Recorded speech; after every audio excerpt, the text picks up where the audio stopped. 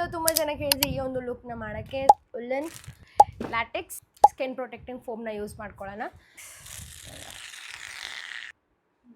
ಅಯ್ಯೋ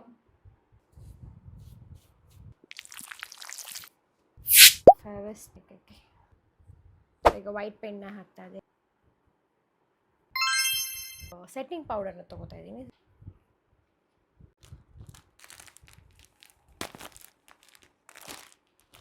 So soft.